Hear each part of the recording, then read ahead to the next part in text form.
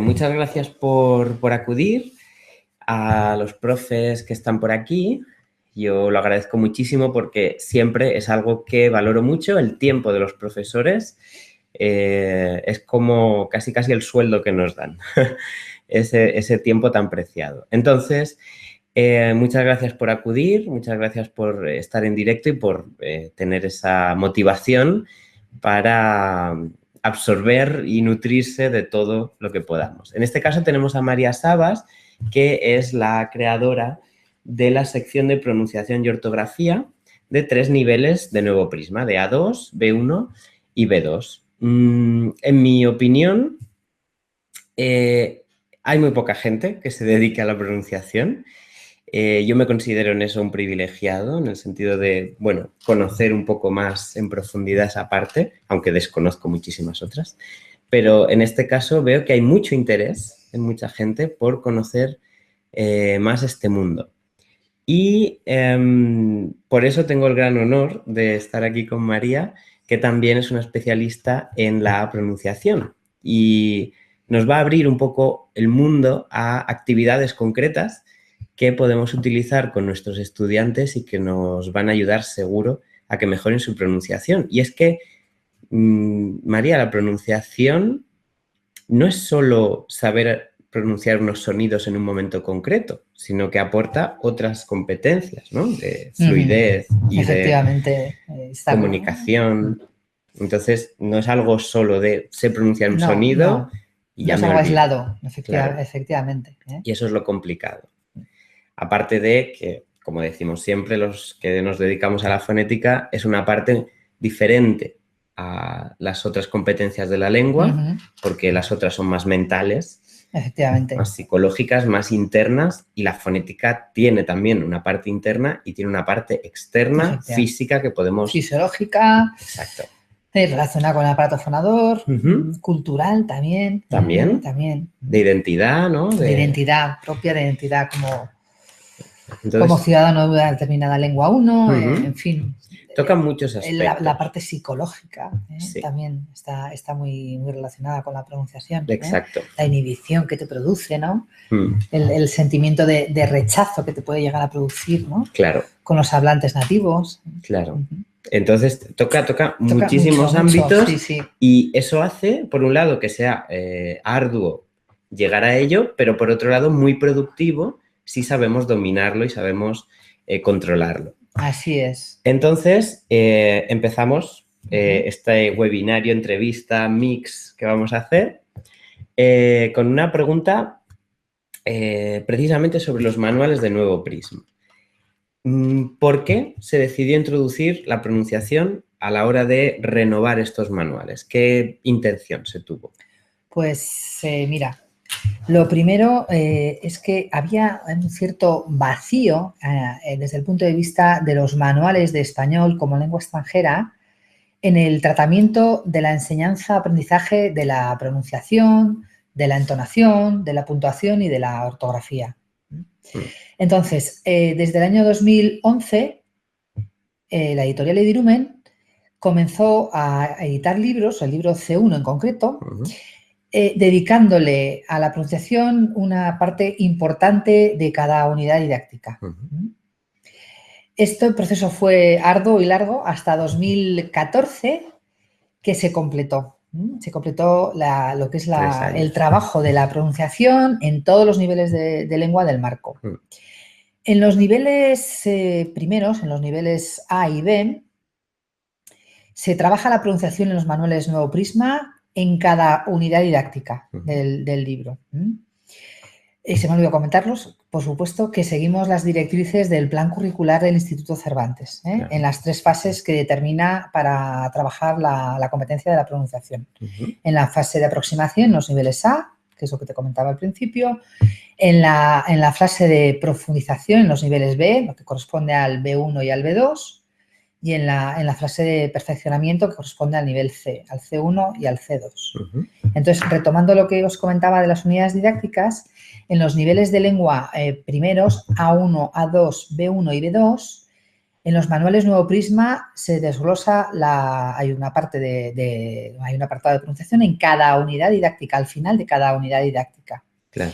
En el nivel C1 se trabaja a través de la plataforma de LTK, que me imagino que la conoceréis y si no, pues bueno, os invitamos a que la conozcáis. Exacto, que se tiene acceso, una vez se tienen los libros, se puede tener acceso a la parte del profesor. Eso es. Y a la parte del alumno. Exactamente, con los códigos que proporcionan los manuales, podéis acceder y os invito a que lo hagáis.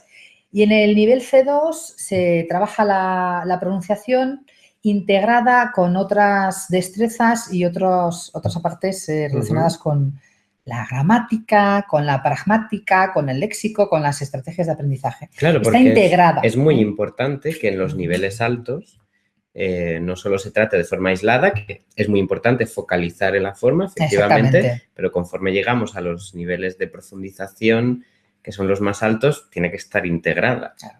Porque si no... Si no tiene llegamos, sentido, claro. No es rentable, ¿no? Exacto. Integrada, contextualizada y reflexionada, ¿no? También. Muy bien, muy bien. Es otra manera de trabajarla. Y a la hora de trabajar la pronunciación, con este manual, con estas actividades, ¿qué factores habría que tener en cuenta? Bueno, hay... Si quieres, mostramos... Sí, si quieres, mostramos la presentación. Hay varios factores, no voy a enumerarlos todos, pero bueno, por lo menos vamos a hacer hincapié en los más importantes. El factor lingüístico, el factor de edad, sí. El factor de exposición a la lengua meta, claro. El factor de instrucción, el factor del pensamiento, las creencias que tiene tanto el docente como el discente. Muchos factores. Sí, bueno, estos así unos poquitos para enumerar, ¿no? Sí. Entonces, en cuanto al factor de lengua, bueno, pues si tenéis la diapositiva y la estáis viendo, hasta ahora los enfoques metodológicos, parafraseando a Duro Spock, que es una experta en pronunciación, han trabajado, han ahondado poco en la importancia de los contenidos fonético-fonológicos con respecto a los contenidos de las demás disciplinas con las que trabajamos en el español lengua extranjera. Y además de esto, simplemente se llega a trabajar en los niveles más básicos de la lengua, ¿no? Para que de alguna manera se llegue a una competencia comunicativa básica, sí. Pero luego no se profundiza a lo largo de la sucesión de los niveles de lengua. Claro. Entonces... Y se tiene quizás no sé si falsa idea, de que los errores que se fosilizan luego no se pueden corregir en los niveles altos, ¿no? Como que tiene que ser todo focalizado en los primeros niveles y si no se consigue ahí la pronunciación adecuada ya es imposible. Sí. ¿Esto es real? ¿O? Esto es un error de tamaño natural. Os explico. Bueno, yo he dado muchas clases de pronunciación y he hecho mucha labor de investigación en el aula y normalmente los estudiantes que aprenden pronunciación en las aulas no parten del mismo nivel de lengua. Es decir, podemos tener un estudiante de un nivel de lengua según el marco de B2 en las competencias a excepción de la pronunciación y, sin embargo, tiene grandes dificultades para comunicarse por la barrera que supone no tener una buena competencia en la pronunciación. Es decir, eso de que los alumnos de A1 cuando aprenden el alfabeto y aprenden a deletrear es el momento óptimo para que aprendan la pronunciación, es verdad, por supuesto, pero tenemos que seguir dedicando a la pronunciación, por lo menos a la parte de los fonemas, al sistema fonológico, por lo menos hasta el B1, B2, pienso yo. Claro. De ahí la diapositiva que vemos. Efectivamente. De que haya un equilibrio entre el nivel de lengua y el nivel de pronunciación, porque si no se puede ir descompensando. Claro, es que ese es el problema que ha habido en las aulas hasta este momento. Los alumnos, por ejemplo, los inhablantes que comentaba la compañera, tienen un hándicap tremendo porque su sistema fonológico dista mucho del nuestro, con lo cual ellos van evolucionando, van pasando de niveles en las demás destrezas, en las demás competencias y en pronunciación van ralentizando y no hay manera de equilibrarlo, ¿no? Entonces, hay soluciones para esto, quiero que lo sepáis. Hay soluciones, trabajando duro, constante, lo podéis conseguir porque lo hemos hecho, Sí, y hay sí, pruebas sí. de ello, con lo cual os animo a que lo hagáis. Además, ellos son súper agradecidos. Los estudiantes de pronunciación, cuando salen del aula y ven que pueden decir pra en vez de pla, salen encantados del aula. O sea, es una clase muy motivadora. Yo de verdad que os invito a que lo hagáis. Quizás más un trabajo a largo plazo. Por supuesto, es una carrera de fondo, no debéis perder la paciencia ni la constancia. A veces las clases de pronunciación pueden llegar a ser aburridas, muy mecánicas, pero son muy rentables para el estudiante. No las desechéis, por favor. En este sentido, ¿cómo podemos motivar a los estudiantes cuando llega ese momento, ¿no? de la clase de pronunciación y se ven saturados un poco por esta clase de no llego a pronunciarla o no sé o se me da mal? Puede llegar a ser una desmotivación muy fuerte para todos los ámbitos de la lengua. Pues lo primero, para que podamos motivar al estudiante de pronunciación de español lengua extranjera, lo primerísimo es que el docente, el profesor, esté motivado para ello. Si tú psicológicamente no estás preparado y motivado para ser profesor de pronunciación, difícilmente vas a contagiar de ese entusiasmo y de esa motivación al alumno. O sea que lo primero es eso, tenéis que prepararos psicológicamente para enfrentaros de alguna manera, entre comillas, a ser profesores de pronunciación. Claro. Tenéis que liberarles de esa carga de complejos, de inhibiciones que pueden llegar a producir cuando ellos hablan en la calle y no les entienden y la comunicación no verbal les manda unos mensajes bastante negativos, ¿no? Para con la pronunciación. Sí. Tenéis que intentar liberarles de todo eso a los estudiantes. Claro. Tenéis que hacer lo contrario, que salgan del aula y que sepan que han podido interpretar, distinguir y luego producir algún sonido que antes de la clase no lo podían hacer. Sí, sí, sí. Por supuesto, siempre en niveles más bajos más bajitos, o intermedios. Sí, eso vamos a focalizar, como decimos, esta pronunciación contrastiva. Exactamente, y es que lo notan, salen del aula contentos. Eso es verdad. Sí, sí, aunque te parezca que se aburren, que van o se aburren, y aunque te parezca que repetir, es bueno repetir. Es bueno. ¿Y ellos. tienes alguna actividad donde, bueno, este componente afectivo, ¿no? que buscamos para que el alumno compense su nivel de lengua, su nivel de pronunciación y su estado de ánimo? ¿Nos puedes mostrar algo? Pues, bueno, vamos a trabajar la parte afectiva al principio, casi vamos a ir a la diapositiva, vamos a avanzar un poquito. A ver. Vamos a ir a esta. ¿Por qué? Bueno, pues ¿por qué os he elegido esta? Porque, bueno, yo he comprobado en las aulas de pronunciación que cuando trabajas la pronunciación a través de algo creativo como es la música, en el aula el ambiente que se crea, valga la redundancia, es bastante más positivo, alentador y motivador que si les pones un input, una muestra de lengua, no sé, de un texto, ¿sabes? En concreto con los sinohablantes y bueno, con los estudiantes orientales, les gusta mucho trabajar la música. Ellos la cultura española la conocen poco y cuando tienen tiempo de ocio que es reducido, suelen ir mucho a karaokes.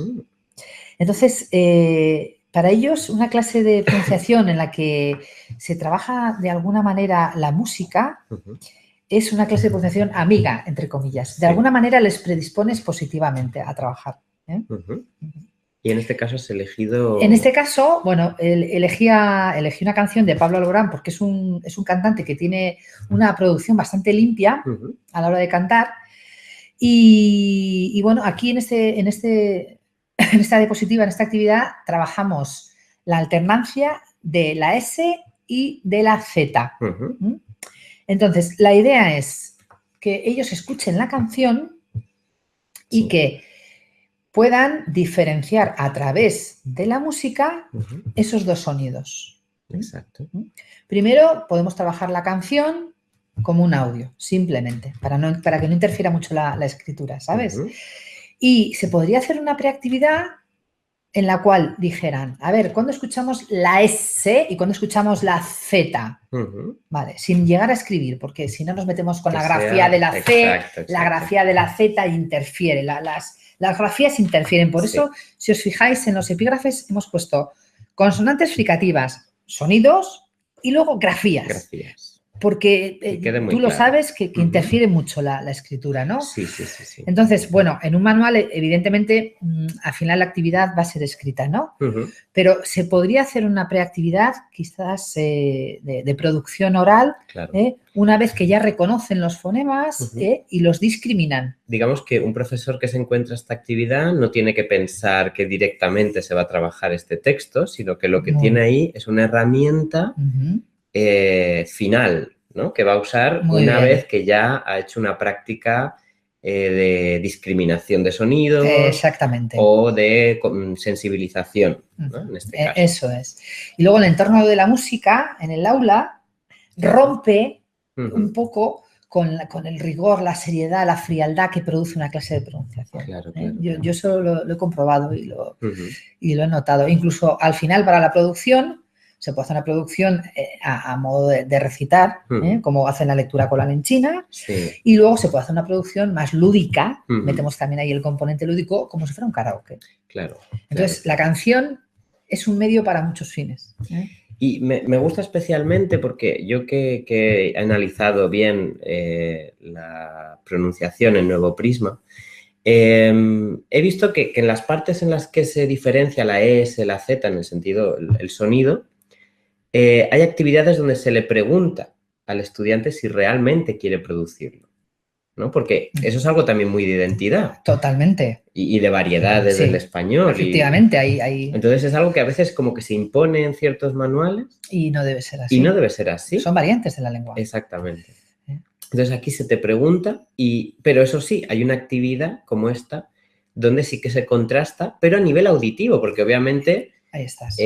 Lo que buscamos es que lo distingan, porque a la hora de escribir, pues sí que es útil el saber la diferencia, pero, oye, aquí no nos metemos creo yo, no sé si estás de acuerdo, María. Totalmente, porque además en muchas lenguas la interdental, la Z, no existe como tal, en lenguas europeas, no solo en lenguas asiáticas, ¿no?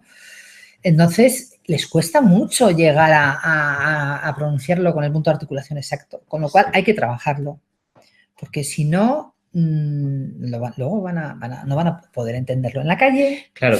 Van a tener problemas a la hora de producción, no se les va a entender tampoco a ellos en la calle, entonces ya empezamos con todas las consecuencias que genera esto de frustración y de no avanzar en la competencia de la pronunciación. Cierto. También he visto que bueno, uno de los hándicaps más grandes a la hora de pronunciar en muchas lenguas, porque es algo como muy específico quizás del español, es la R, la R. No sé si tienes algún ejemplo que nos pueda ayudar y que es algo progresivo también. Pues sí, efectivamente. Como muy bien dice Aarón, la R y la R son muy problemáticas. No conozco todas las lenguas del mundo, pero en muchas de las lenguas y en muchos de los nuestra experiencia como profesores, efectivamente, nos hemos dado cuenta. Sí, o sea, es recurrente. Entonces, tiene gran importancia en los manuales de Nuevo Prisma, tanto en el A2 como en el B1. Entonces, si queréis, pasamos a describir y a explicaros un poco cómo se puede explotar esta actividad, en concreto de la fase de aproximación del Nuevo Prisma A2. Bien, la primera actividad que tenéis delante es una actividad de discriminación fónica en la que el estudiante va a escuchar una serie de pares mínimos, que, bueno, conoceréis, me imagino, el vocablo, bueno, de palabras con la vibrante simple y de palabras con la vibrante múltiple, para diferenciar ambos sonidos. Es decir, el par mínimo sería que una misma, o sea, cambiando en dos palabras un sonido, cambia también el significado. Ahí está. Yo suelo evitar el tema del significado por no meterme en la semántica, pero sí que quiero que tomen conciencia de que el cambio de una grafía, una letra, vamos a decir para ellos, comporta un cambio de significado. Por tanto, es relevante. Ahí estamos. Y van a tener que fijarse en ello. Claro. Entonces, esto tiene un porqué. No es que tengamos dos R's porque sí. No, claro.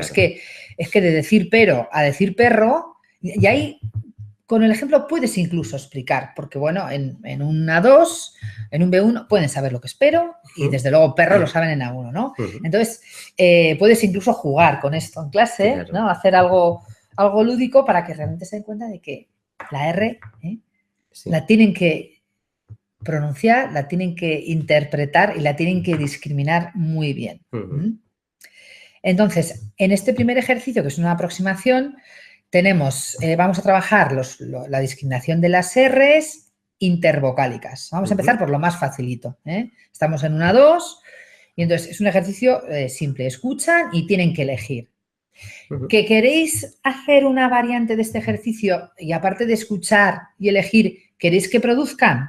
Bueno, pues después de este ejercicio que produzcan los pares mínimos y bueno, podéis corregir, podéis cambiar el orden, podéis jugar con esta actividad mucho. Sí, sí, pero siempre que se empiece por la discriminación auditiva. Siempre, siempre. Primero discriminación y luego producción. Fundamental, eso, partir de ese principio que es básico. Sí, sí. Y aquí lo que hemos hecho, hemos introducido un esquema de un cuadro de ortografía propiamente dicha, pero claro, viene a colación de la R y de la R. Te iba a preguntar ahora sobre este cuadro, porque muchas veces nos encontramos los profesores con cuadros que no sabemos muy bien si son para el profesor, son para el alumno. Yo, en mi caso, lo utilizo más para los alumnos que quieren saber más o que quieren encontrarle un sentido más estructural a lo que están haciendo. O sea, ¿cuál es la regla? ¿No? Siempre te preguntan. Eso es, los demandantes de reglas. Exacto, exacto. De ahí ese cuadro. Porque a veces en la fonética, si metes muchas actividades y no hay cuadros de alguna manera de reglas, ¿no? De la normativa de la ortografía en este caso, eso también se diluye en la enseñanza. Y la ortografía también, ¿dónde la ubicamos, la ortografía? Claro, tiene que ir de la mano, igual que va de la mano la gramática con la pragmática. Efectivamente, yo pienso que, bueno, si vamos a trabajar el sonido, ¿por qué no vamos a meter un poco de ortografía de ese sonido? Claro. Lo ideal es saber cuándo meterlo, ¿no? Como has dicho antes con la canción, pues eso es. Antes de introducir la grafía vamos a... Sí, hay que prepararlos mucho, mucho. Más vale hacer muchas actividades y prepararlos a que haya una actividad y no sepan muy bien el por qué, ¿no? Claro, claro. Eso sí que es muy importante.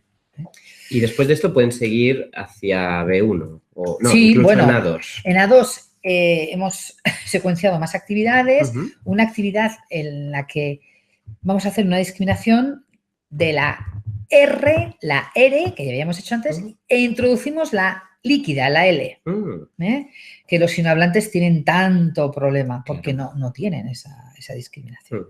Entonces, aquí ya le damos una vueltita a la tuerca y ahondamos un poco más. En esta actividad, escuchan y tienen que unir, simplemente. No tienen que escribir. Aquí no interfiere la escritura. Por eso hemos hecho esta actividad. Para que para no meter la ortografía en todas, ¿sabes? Evitar esta actividad es un poco más compleja desde el punto de vista fónico, con lo cual no vamos a distraer la atención del estudiante. O sea, tienen que unir estas palabras que vemos en el orden que las van escuchando. Exactamente, eso es. Clon, sigla.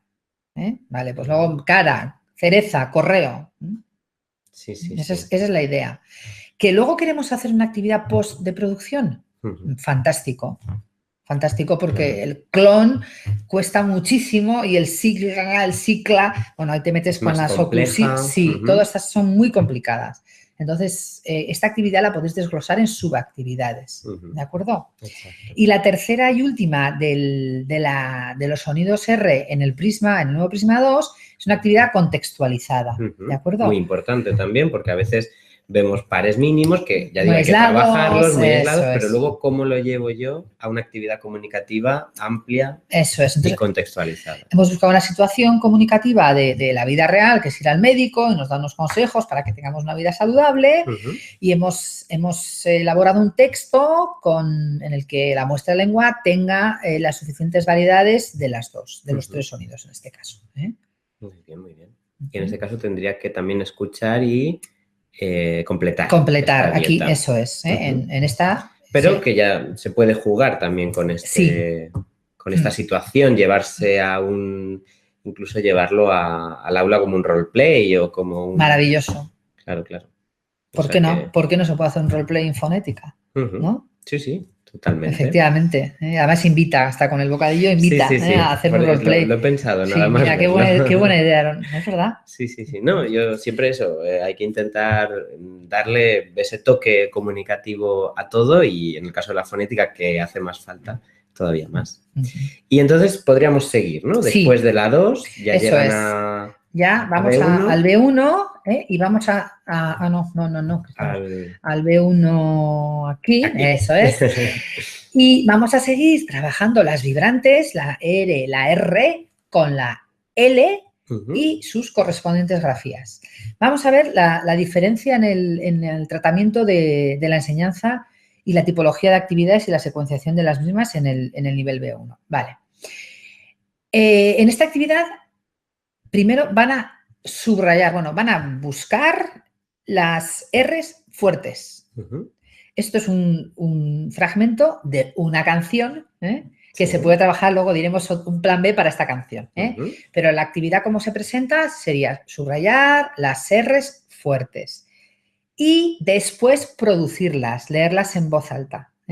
Podéis hacer una lectura coral, que les gusta mucho a los estudiantes asiáticos, una lectura individual y cada profesor, el profesor va viendo cómo va pronunciando, porque esa es otra, hay que corregir. En la lectura coral a veces, si son muchos, pues eso se disipa, ¿no? Claro. Esto es, de aquí partimos. La siguiente actividad. Introducimos la lateral, la L. Y aquí, en vez de partir, poema. Exactamente, en vez de partir de muestra de lengua de música, partimos de muestra de lengua de poema. ¿Y qué hacemos? Bueno, vamos a escucharlo y lo vamos a repetir. Podemos escucharlo, podemos leerlo después, podemos quitarle algunas grafías y buscarlo. Se puede hacer muchas cosas. Podemos hacer un concurso de poesía. Claro. Vamos a hacer un concurso de cómo declamáis poesía y trabajamos un poco con una introducción de la entonación, quizás. Sí. Se puede, la poesía da muchísimo juego, con las aliteraciones da muchísimo. Y es muy creativa. Claro, permite al estudiante pues crear algo a partir de lo que consume. Efectivamente. Y bueno, y le das una pincelada de cultura, ¿no? A la clase de pronunciación, que ¿por qué no? ¿Por qué tiene que estar la cultura inserta en los manuales solo en la gramática, ¿no? Sí. O en la pragmática o en un apartado. O en un apartado cultura, intercultural. Claro. Hay que integrar. Exacto. Entonces, nosotros tratamos de integrarlo de la manera mejor posible. Sí. Exacto. Bien. No trabajaríamos el léxico, olvidaros del léxico. Os lo digo por si alguno piensa, no, aquí vamos a evitar trabajar léxico porque interfiere. Claro, pero siempre tenemos al típico estudiante. ¿Qué significa esto? Sí, les encanta, sí. Yo intento, incluso a veces he trabajado con palabras inventadas, con sílabas inventadas, para que se den cuenta de que no es ese el objetivo de la clase. Claro. Porque se disipa mucho y se distraen. Sí. O sea, que no vean dónde... Sí, hoy, otro día hacemos una clase de poesía y con este mismo poema yo os cuento y trabajamos el léxico, pero ahora estamos con la pronunciación, ¿no? Muy bien, focalizar, ¿no? Sí, yo pienso que sí, para no distraerlos. Ya bastante complicado es como para que encima, ¿no? Metamos léxico, fonética, ¿no? Ahí hacemos ahí una mezcla que me parece compleja, ¿no? Sí. Quizás en niveles superiores se puede hacer, ¿no? Es verdad. Pero sí, aquí nivel B1 se puede mover por ahí. Y luego trabajamos, es una canción de Mago de Oz. Es una canción. Es una canción de Mago de Oz. Del típico, del trabalenguas conocido. Claro, eso es. Y entonces aquí, en la canción, hay una serie de huecos y en los huecos, tienen que completar los huecos, tienen que escuchar la canción, tienen que discriminar los 3 fonemas y luego escribirlos. También podemos hacer, como hemos dicho en la actividad de la otra canción, trabajar lectura coral, trabajar un karaoke, claro. Que les encanta hacer lo que les gusta, de verdad. Y es interesante, perdona que te corte, María, que tienes, o sea, no sé si lo ven en las pantallas, debajo de cada canción hay una información, ¿no? En este caso de la cultural, de la banda de música, y que no se trabajan, también esto es interesante, las canciones típicas sino que se trabaja, en este caso, es metal y rock, ¿no? El de esta canción, algo que puede motivar. No te puedes imaginar. Más. O sea, yo he intentado buscar canciones nada típicas, claro, y luego, claro, yo quería que trabajaran la sílaba trabada, con la dental, que fuera un cantante, un vocalista limpio, que el ritmo no fuera tampoco la canción de Mago de Oz muy rápida. Y esta Tres Tristes Tigres, claro, es perfecta. Claro. Es decir, es bastante complicado ponerse a crear materiales de pronunciación. En general, crear materiales es complicado. Pero de pronunciación hay que, bueno, meterse en muchos más asuntos que en otros casos, ¿no? Como tú dices, hay que estar pendiente de que la pronunciación de esta persona sea adecuada para el nivel en el que estamos trabajando. Hay que pensar en las sílabas que estamos trabajando que no sean muy complejas. Elegir bien qué huecos quitamos, qué huecos dejamos. Que no sean muy seguidos en los niveles, como en el caso del B1. Claro. Luego te puedes permitir el lujo, pero que no sean muy seguidos, porque no le da tiempo. Es que lo ves en el aula, no le da tiempo. Entonces se frustra, con lo cual la actividad ya no es tan rentable, ¿no? Exacto. No, y muchas veces, pues, los profesores preguntan, ¿qué materiales hay? Bueno, pues aquí tenemos un ejemplo de materiales ya escogidos para ciertas cosas, y lo que tiene que saber el profesor aquí es saber explotarlo, ¿no? Saber cómo llevarlo y, sobre todo, que leerse el libro del profesor antes. Por supuestísimo, porque ayuda mucho a la hora de, primero, lo que es la parte teórica de los rudimentos de la fonética y la fonología española, por si hay profesores que no son de la especialidad de filología. Luego la explotación y la secuenciación de las actividades, actividades complementarias, incluso fichas, también tenemos, el libro de ejercicios. Claro. Esto es un poquito, esto es la parte del manual del estudiante, pero hay más. Claro. Y esta canción que teníamos aquí arriba, que en la actividad se trabaja como si fuera un texto, también la podemos trabajar como si fuera un audio.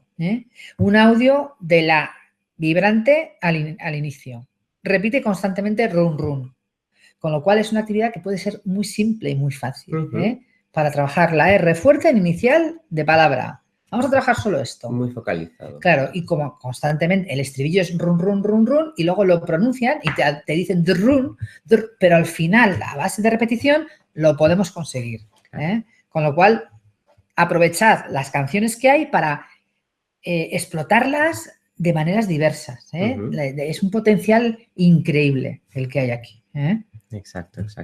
Y, por último, quería que comparáramos en la actividad de colofón relacionada con la norma de la ortografía de las vibrantes con respecto a la que hemos visto anteriormente en el nivel A2. Si os acordáis, en el nivel A2, a ver si os lo puedo... Muy bien. El cuadro de normas estaba explícito, estaba completa, estaba cumplimentado y el estudiante era un sujeto pasivo que lo tiene que leer y reflexionar. Sin embargo, en B1, en el cuadro, les damos las normas de la ortografía, tanto de la R fuerte como de la R suave. Pero el estudiante debe retomar los textos de muestras de lengua que le hemos facilitado en las actividades anteriores para ir completando los ejemplos relativos a las normas. Eso también es importante, ¿no? Que el estudiante tenga sus propios ejemplos, e incluso ejemplos del libro, o que luego pueda adaptar a lo que le es más cercano a su realidad. Efectivamente. Y que luego lo asocie, ¿no? Porque la lengua es muy asociativa, se asocia con la emoción, pero también se asocia con los ejemplos concretos de, vale, yo con este ejemplo ya puedo generalizar y me ayuda a producir de tal manera.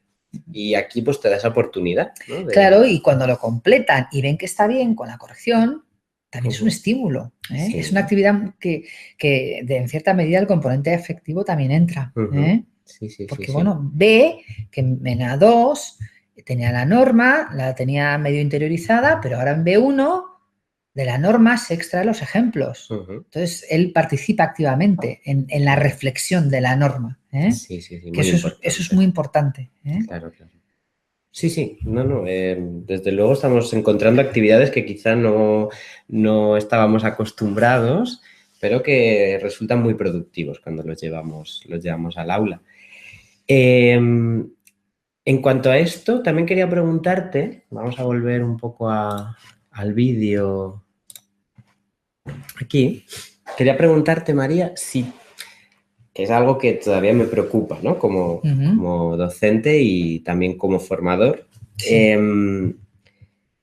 ¿Crees que el alumno debe llegar a una pronunciación que se dice nativa? Pienso que no. Puede haber alumnos, dependiendo de la lengua de la que partamos, con un sistema fonológico muy cercano al nuestro, que lleguen a una pronunciación bastante aproximada a la del nativo. Pero no creo que sea necesario llegar a eso. No creo que ese es nuestro objetivo. Claro. Nuestro objetivo es que lleguen a tener una pronunciación lo suficientemente apta, idónea, para que se le entienda y se haga entender y entienda a los nativos. Sí, sí, sí. Que no sea un obstáculo, que no sea una barrera a la hora de poder comunicarse. Yo pienso que ese es nuestro objetivo. No hay una meta, no tenemos que intentar llegar a que pueda, porque hay sonidos que tienen gran dificultad. O haces una pronunciación muy afectada constantemente, muy lenta y bueno, pues, pero en cuanto la conversación fluya, el estudiante va a volver a los sonidos de su lengua.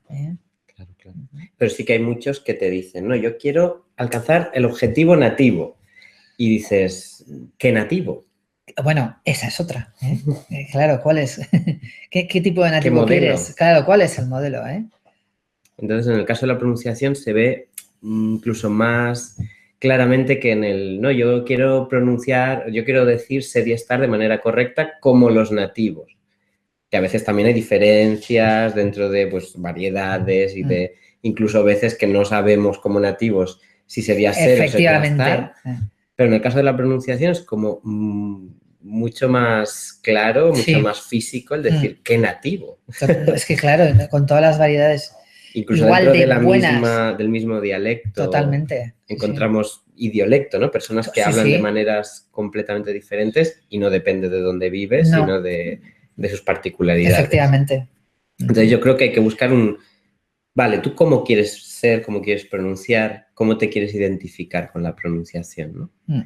Esto no sé si está reflejado a lo mejor en alguna actividad donde tú ahí has sacado esa idea de, oye, no pasa nada, porque no, o sea, que el error fonético esté contemplado. Pues hombre, quizás... A ver, vamos a compartirla. A lo mejor la ñ, ¿no? Trabajar un poco la ñ, porque al fin y al cabo no deja de ser nuestra identidad, ¿no? Sí. La ñ es nuestra propia identidad como hablantes hispanos y es un sonido y es una grafía que es nuestra, sí. Por así decirlo, ¿no?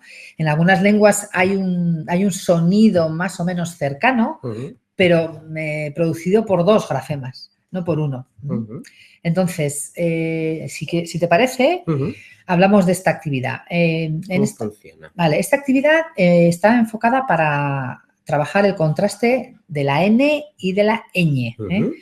Sobre todo, que de alguna manera puedan entender, identificar y diferenciar la ñ y producirla. No sé si como los hablantes nativos claro. O como buenamente puedan, ¿verdad? Pero lo que tú decías, la identidad del español, ¿de acuerdo? La identidad del español universal, porque no olvidemos que en cuanto a número de hablantes, el español tiene mucho más peso en Latinoamérica que en España. El español no es de España, que eso también hay que decirlo y hay que no olvidarlo, chicos.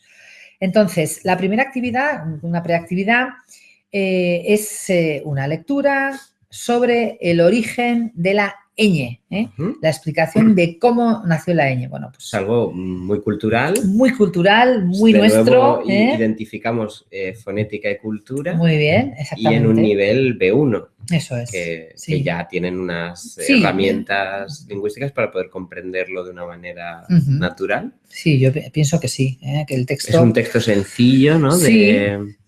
Además pone la referencia, que es un texto real. Total, sí, sí, intentamos en la medida que se puede trabajar con textos reales. Y que les ayuda un poco a identificar este sonido con una identidad. Y luego se les hace una reflexión, ¿no? Si existe en vuestra lengua un sonido que se parezca, ¿no? Identificarlo con su lengua. Es muy importante que trabajéis este tipo de actividades reflexivas, que puedan contrastar con su lengua, que puedan mantener su identidad lingüística y a la vez adaptarse a la nuestra, claro. Porque ese es el kit de esta cuestión, que lleguemos a un equilibrio entre la identidad como hablante de su lengua 1 y la identidad como futuro aspirante hablante del español, de la L2. Claro. Eso es muy importante. Entonces, ¿qué trabajamos aquí? Bueno, aparte de la preactividad cultural, vamos a trabajar la producción del sonido ñ, que les cuesta muchísimo, de verdad, con dos trabalenguas cortitos. Y bueno, aquí ¿qué podemos hacer? Podemos hacer algo lúdico, algo de tipo concurso, con un cronómetro, a ver, el que pronuncie mejor y en menos tiempo, porque claro, a ver, si corre, si no pronunciamos bien, pues tampoco vamos a ganar, claro. Pero jugar con la parte esa de competitiva y tal, que también está vinculada al componente afectivo, ¿no? Claro, claro. Del aprendiente. Esto con la gente joven suele salir muy bien, con los adolescentes y tal, les gusta mucho. Yo lo he probado y suele... Lo que pasa es que siempre necesito un previo, ¿no?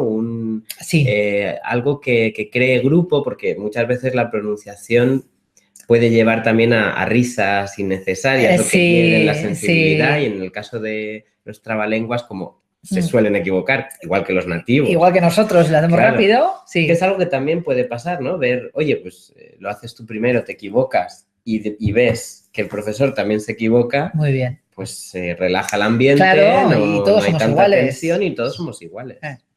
Eso es verdad, rompes un poco con ese tensión. Sentido del ridículo, esa tensión. Sí. Ya, mira, ya el hecho... En algunas culturas, el hecho de producción en alto, de hablar y ante los demás, les inhibe. Si encima estamos hablando de una lengua meta, de una lengua que desconoces, si le añadimos que su lengua tiene un sistema fonológico muy diferente al nuestro, vamos añadiendo factores que no nos ayudan, que nos pueden llegar a dificultar. Entonces, tenemos que luchar contra ellos con una situación amable, relajada en clase. Exactamente, el profesor que se ponga en la situación del estudiante, que haga la primera producción, como tú bien dices, ¿no? Claro. Y que los estudiantes se rían, sí. Porque la risa relaja, y eso está demostrado científicamente, ¿no? Siempre que sea es una risa... Una risa sana. Una risa, en un ambiente bueno. Exactamente, sana. Claro, no reírse de los demás, por supuesto. Claro, claro. Pero... yo normalmente lo que he visto en las clases de pronunciación, se ríen no se ríen contra, ¿sabes? Sí, es una risa, se ríen, dicen, ay, mira, jeje, en el grupo. Pero es una risa amable, es una risa que se lleva bien en el aula, Bien. No es la risa de la calle, claro, en la risa de la calle te encuentras con hablantes que van con prisa, que te pregunta uno de la calle de esta dónde está y no le entiendes y no es profesor de L.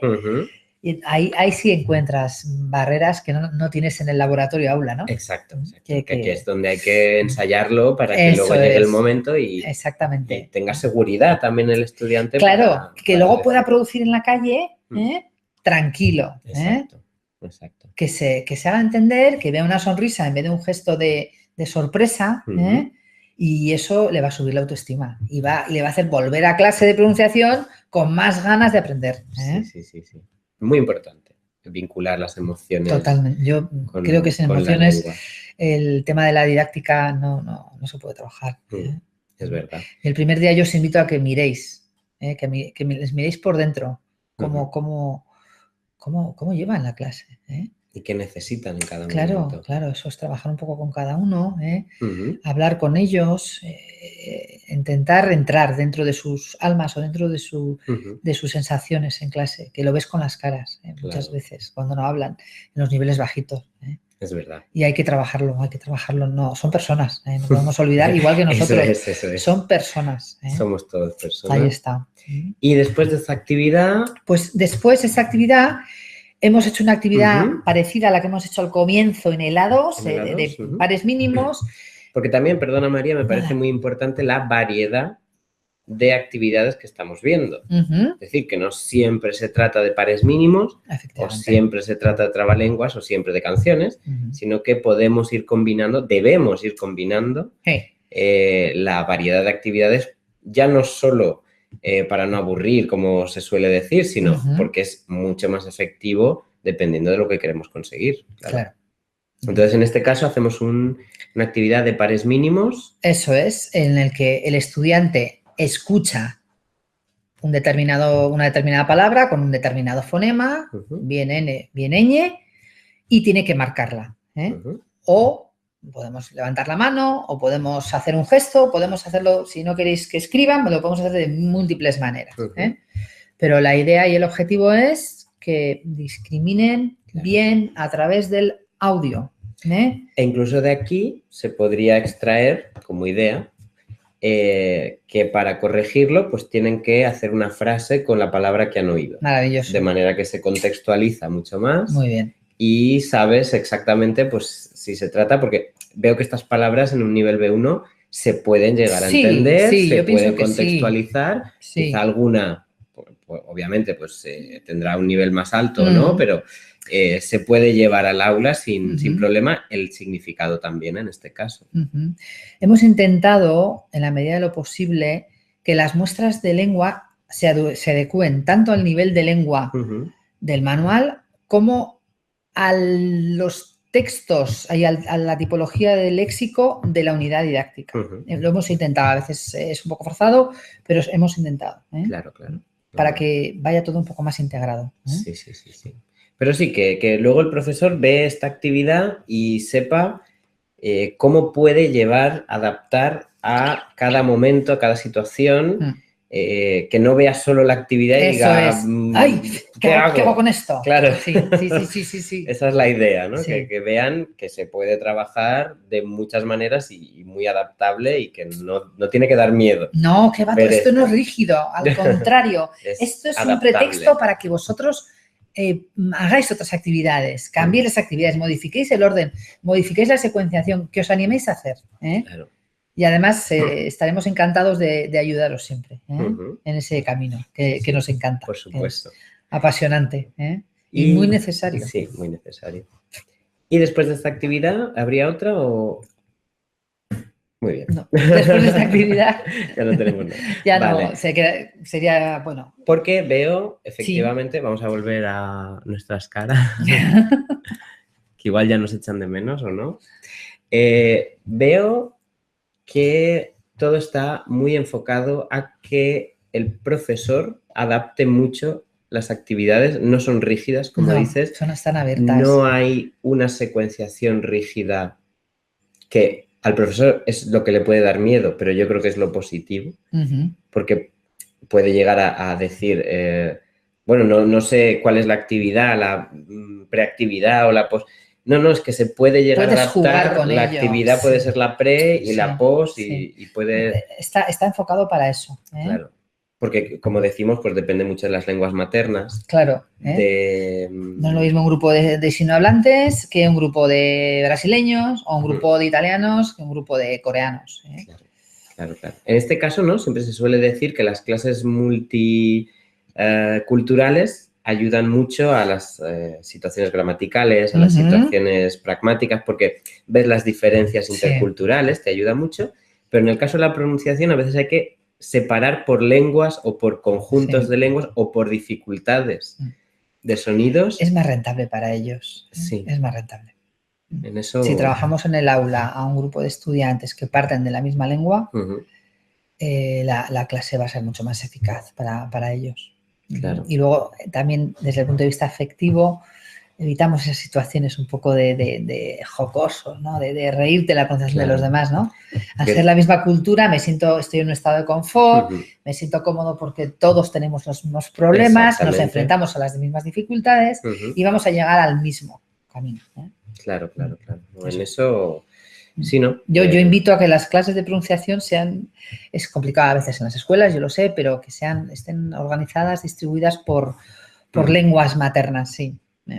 Familias de lenguas, sí, troncos de lenguas, de alguna manera. Sí, porque tienen dificultades. Eso es. O sea, ¿tú crees que se podría llevar al aula un taller de pronunciación en el sentido de algo un poco separado de la clase tradicional? De decir, venga, ahora vamos a practicar pronunciación, nos vamos a separar en grupos de las mismas lenguas, o que debe ser todo en la misma clase, integrado, da igual las lenguas que tienen.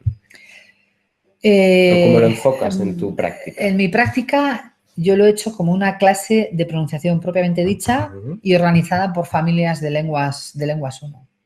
Claro. O sea, que esté después de sus clases sí, que están diferenciados. Pienso que, bueno, el estudiante se concentra más, le dedicas más tiempo, ahondas mucho más en las dificultades, Sí. Y al final la clase sale mejor. Claro. Pienso que sí. Sí, porque me decían, ¿no?, algunos profesores, bueno, es que la pronunciación cambia de pueblo a pueblo, como dicen. Lo que hay que hacer son clases de comunicación. Y efectivamente, estoy de acuerdo, hay que hacer clases de comunicación, pero igual que haces un foco en la forma cuando enseñas léxico, o cuando enseñas, pues eso, lo que decíamos, la diferencia entre ser y estar, ¿por qué no foco en la forma? Que eso no significa que solo enseñes pronunciación para que pronuncie un sonido que pronuncia en un pueblo, sino que tiene que servir en una secuencia y tiene que estar integrado, como veíamos en las actividades, no solo integrado en los manuales, sino también integrado en el programa, ¿no? Que esté planificado previamente. Sí. En este sentido, falta también. Sí, hay mucho recorrido aquí todavía. El profesor, cuando planifica, pues a lo mejor planifica pragmáticamente, ¿no? Por actos de habla. Y pues ahora vamos a presentarnos, luego pero no planifica, a lo mejor vamos a enseñar pronunciación. Claro. Y bueno, en este Yo sentido, pienso que estos manuales en ese sentido ayudan, porque está todo muy bien secuenciado, muy organizado. Exacto. Os invito a que utilicéis el inventario del plan curricular del Instituto Cervantes, que es la base, ¿no? También nos guía. Nos guía mucho. Y bueno, yo creo que es más cómodo y bastante más productivo las clases de pronunciación específicas, propiamente dichas, dedicadas a ellas. No obstante, podemos dedicarle 15 minutos o 20 minutos a cada sesión de clase a la pronunciación. Pero si queremos trabajarlo de una manera un poco más profunda, quizás es mejor hacer clases de pronunciación. Claro, más productivo. Sí, pienso que sí. Muy bien. Vamos a ver, María, si ha habido alguna pregunta en el chat que podamos contestar. ¿Vale? Vamos a verlo aquí. Decía María Muñoz, al decir que no entráis en la grafía, queréis decir que en el libro ellos tendrían que escribir en los huecos una Z entre barras, pone, donde escuchen este sonido. O sea, usábamos, vamos a ponerlo para que lo vean todos también, muy bien. Usábamos esta canción de ejemplo. Sí. Y decías, María, que ellos primero no trabajaban con la grafía, sino que trabajaban con el sonido. Pero ahí no tenían que rellenar huecos. ¿O sí? ¿En esta actividad en concreto? Al principio, que solo trabajaban con sonidos. Si trabajan con sonidos, no tienen que rellenar huecos. Tienen que rellenar huecos. Nos quitamos un problema. Pero ¿cómo se lleva eso? Quiero decir, ¿cómo se focaliza en ese caso? Pones la canción. Sí. ¿Y qué buscas? ¿Qué les pides que hagan en ese sentido? Bueno, que busquen, al escuchar la canción, el sonido ese, por ejemplo. Vamos a escuchar la canción 2 veces. Vamos a escucharla. Vamos a ver el sonido ese. ¿Y en qué palabras? ¿En qué palabras? Y ahí yo separaría luego la Z, porque si no se van a armar un lío. Primero una cosa, vamos a escucharla 2 veces. Primero la S y luego la Z, para hacer una actividad diferente a esta. Para que vean, digamos, la diferencia acústica. Efectivamente, la diferencia de producción de ambos sonidos. Pero sin meter por en medio grafías. No, y luego ya cuando sepan que son diferentes y que ahí ya nos metemos en el texto, la canción efectivamente. a nivel texto, y ahí sí que tendrían que trabajar la grafía, me refiero. Bueno, nosotros, como veis en el epígrafe, no nos hemos metido con las grafías lingüísticas, filológicas, hemos puesto las letras, porque me parecía, a lo mejor en un nivel C, puedes exigir eso, pero en un nivel B, y además distraes también la atención de la actividad, ¿no? Te vas por otro camino que no nos interesa, ¿no? Claro. O sea, aquí el objetivo es que el estudiante discrimine auditivamente la S de la Z, porque la Z en muchas lenguas no existe. Entonces, o si existe, como es el caso del inglés, tiene otra grafía. Ahí está. Y no se relacione directamente con... No, porque, claro, 30, claro, es que es TH. Que es diferente. Entonces, claro, exactamente. Entonces, la intención primordial es que diferencien los dos sonidos. Claramente. Luego ya grafía, pues más adelante. Sí, yo pienso que sí. Además lo dice en el título, ¿no? Que las grafías que se trabajan aquí son la G, la J y la H. Eso es. O sea, nada que ver con, con la S y la C. No, en B2, quizás mejor. Entonces, en este caso, lo que tendría que escribir es un poco lo que el estudiante buenamente pueda, pero que sea diferente. Que sea o de eso se trata. Lo demás, yo creo que aquí nos sobra. Claro. Hay que saber secuenciar, ¿no? Que no exactamente, todo sea... eso es. Muy bien. Y pregunta también María si no sería algo confuso en palabras como caricia, ¿no? Que está ahí, aparece con solo una caricia, que para ella dice que sería confuso que en la misma palabra la grafía C tenga el sonido K y el sonido C. Pero como vemos ahí, efectivamente, solo hay uno que esté vacío. Claro, o sea, el otro no se relaciona. No, el otro no está vacío adrede, a propósito, porque ya entonces estamos metiéndonos con la K. Claro. Que no es la C, no estamos trabajando el sonido Z, sino la K. Entonces, estamos trabajando fricativas. Yo ahí soy muy rigurosa. Si trabajamos un sonido, vamos a trabajar solo ese sonido. Porque si nos metemos en la K, nos tenemos que meter en la C y en la Q. Claro. Y ya nos vamos a las grafías C, Q, que se nos van totalmente de este ejercicio. Claro. Es muy complejo para un estudiante eso. Hay que ir focalizando, hay que ir secuenciando. Claro, el profesor, ya digo, ve esto, se asusta, no sabe por dónde empezar, pero tiene que estudiar bien qué canciones, escucharla, ver dónde puede sacarle más partido y focalizar, porque a lo mejor aquí se trabajan todas las fricativas, pero le interesa al profesor pues solo trabajar la G, por ejemplo, o la F, o... Claro. Y, oye, focaliza y rellena las otras letras y va a trabajar. Exactamente. Muy flexible. Y, por supuesto, luego trabajar la producción. Exacto. Risa. Y el profesor que lo repita. Risa. ¿Qué he dicho? Ese risa. Y cambias y vuelves a cambiar. Y vuelves a jugar con esas repeticiones. Eso es muy rentable en el aula. Claro. Vale. Y nos preguntan por aquí... Bueno, nos preguntan si podrán tener las diapositivas. Yo creo que sí, claro, porque sí que es verdad que luego es difícil de leer rápido y todo. Y bueno, yo os invito a que leáis toda la parte del plan curricular. Exacto, si no se nos hacía muy largo. Exacto. Pero luego, como tenemos el email de todas las personas que están apuntadas, les enviaremos las diapositivas con el permiso de María. Es un placer hacerlo.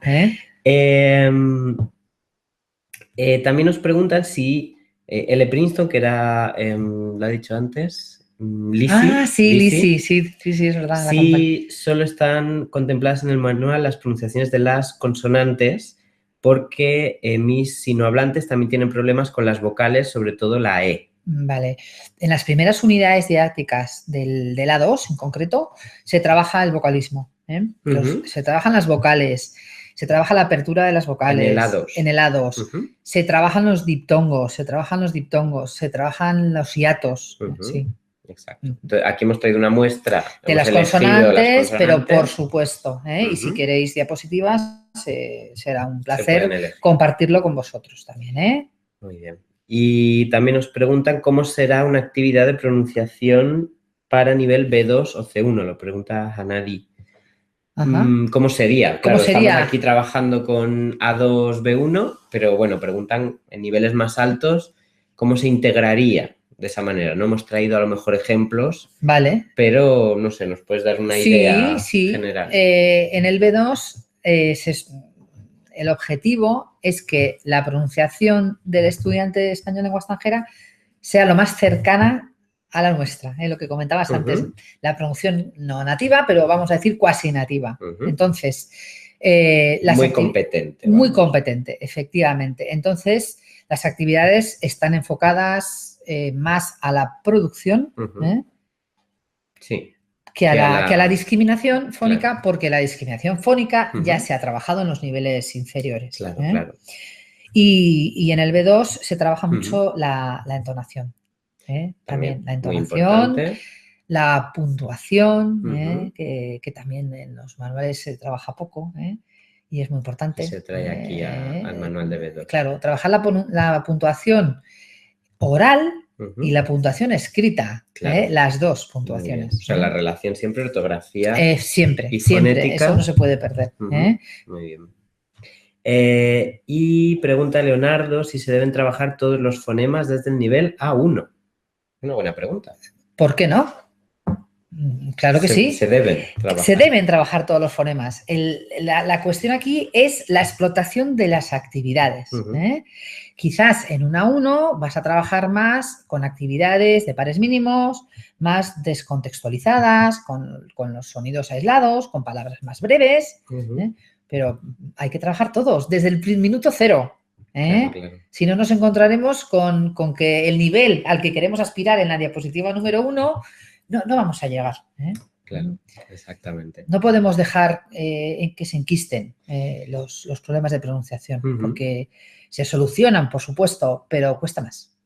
Claro. O sea, por ejemplo, si tenemos un alumno de B2 que, bueno, sí que nos ha llegado, ¿no? No ha trabajado con nosotros nunca y tiene un problema especial con, no sé, imagínate que es francés y la R y la J pues, se confunden, ¿no? Se confunden. Entonces, podríamos coger actividades de manuales de A1, de A2, de cualquiera, porque están integrados, pero también tienen su parte al final o en medio del manual, pero que tienen su parte diferenciada de aquí se trabaja la pronunciación. Entonces, sí que es posible tomarlo, ¿no? De manera más aislada y adaptarlo a un alumno B2 por supuesto. C1 incluso. Claro que sí. Porque el alumno de nivel C1 o de nivel B2 de lengua no es el alumno de nivel B2 o C1 de pronunciación. Claro. Entonces, claro que sí, debéis de recurrir a las actividades desde el nivel de la fase inicial de pronunciación, independientemente del nivel de lengua del que parta el alumno. Exacto. Sí. No, igual ahí lo tenéis muy bien con estas actividades. Claro, el marco también habla de que hay distintos niveles dependiendo, pues no todo el mundo tiene la competencia escrita igual que la competencia oral, en el mismo nivel, ¿no? Y en el portfolio europeo aparece que tú puedes decir, bueno, yo tengo un nivel A1 de escritura y un nivel B2 de audio o de interacción oral. O de interacción oral. Depende del tipo de aprendiente, exacto. Claro, es que ahí entras en... Pero no aparece qué nivel tengo de pronunciación, si estoy en la fase de profundización, de aproximación o de consolidación. Efectivamente. Entonces ahí sí que faltaría una clasificación de, bueno, ¿en qué nivel de pronunciación estoy? ¿Qué necesidades tengo? Y cómo se pueden solucionar, aunque yo esté en un nivel C1 de lengua. Sí, además es importante concienciar al estudiante de que hay dos niveles. Exacto. Porque, claro, el estudiante que llega a C1 y a una escuela de español y le haces un test de nivel y su nivel de lengua corresponde a un C1 y va a estar en pronunciación en un nivel A2, por ejemplo, o A1, tienes que argumentarle el porqué de ese cambio de nivel. Hay que explicarlo y para eso el docente tiene que estar preparado y formado adecuadamente en ello. Es complejo, es un tema complejo pero apasionante. Es un tema apasionante. Desde espectadores. Luego. Y nos pregunta también, ¿cuándo se puede, nos pregunta Hanadi también, ¿cuándo se puede incluir la pronunciación de las variedades del español? Me parece también muy interesante la pregunta. Yo ahí sí que me inclino a los niveles altos, al C. Hasta no tener muy consolidado la competencia de la pronunciación, vamos a decir, básica, no deberíamos de ahondar en las variedades. en un nivel C. Pienso que se puede. Se puede y se debe. Se debe. También. Claro, porque las variedades, al fin y al cabo, son como hablamos los nativos. Hablamos con variedades, claro. Nunca hablamos en un estándar. La lengua estándar no existe. Exactamente. O sea, eso no es real, ¿no? Claro. Al final es una construcción para intentar pedagógicamente tratar a los estudiantes, pero digamos que lo que van a necesitar realmente es, oye, ¿cómo se dice esto aquí? ¿Cómo se dice esto donde yo vivo, donde quiero ir a vivir? Claro, si no es muy forzado, ¿no? Una situación forzada. Que bueno, hasta los niveles B, bueno, pues se puede, pero en un C deberíamos de superar esa barrera. Exacto. Bueno, pues, perdón, tenemos otra pregunta. No, era un comentario de Lisi que dice que sus sinohablantes no tienen problema con la R y que lo han solucionado, así que... mira, qué bien. Que tienen problemas, supongo que con otros. Con las oclusivas, sordas sonoras. Porque sí que es verdad que China es muy grande, ¿no? Hablamos China de China. Es muy grande y dependiendo de qué parte, efectivamente no son los mismos problemas fónicos. Exacto. China es un país enorme. De eso además hablaremos en el PDP, en la sección de pronunciación. Tenemos un apartado, un extra, que tenemos una especialista en alumnos chinos que nos hablará no solo de pronunciación, sino de otros aspectos y dificultades. Y China, efectivamente, no podemos calificarlo como mis alumnos chinos. No. Bueno, eso es ¿de dónde? ¿Con qué particularidad? ¿Con qué? Eso es generalizar mucho. Muchísimo. Entonces, todo esto lo trataremos ahí también. En este caso terminamos, María, el webinario. Yo creo que ha sido muy interesante. Fíjate, estamos ya con 36 espectadores que nos han seguido durante esta hora. Yo estoy muy contento porque es que es mi tesoro en la pronunciación, así que ha sido un placer, de verdad, estar aquí a hablar contigo, con una especialista que ha creado materiales de pronunciación. Yo no me siento preparado para crearlos, pero tenemos a alguien que sí, que lo ha hecho y que son funcionales. Entonces, muchas gracias, María, por estar con nosotros. Esta tarde, mañana, noche, dependiendo del uso horario. De los horarios. Y gracias a vosotros, gracias a la editorial Edinumen por habernos proporcionado este webinario y gracias a vosotros, espectadores, que estáis ahí con paciencia escuchándonos y esto es el comienzo de algo. Espero que sea así. Un abrazo a todos. Muchas gracias. Y ya sabéis que enviaremos las diapositivas a todos los que os hayáis inscrito. Quien no se haya inscrito puede dejar un comentario con el email y se lo enviamos, ¿vale? No hay ningún problema. Pues muchas gracias. Estamos en contacto en el PDP, en las redes y un saludo muy fuerte. Hasta luego. Hasta luego, gracias.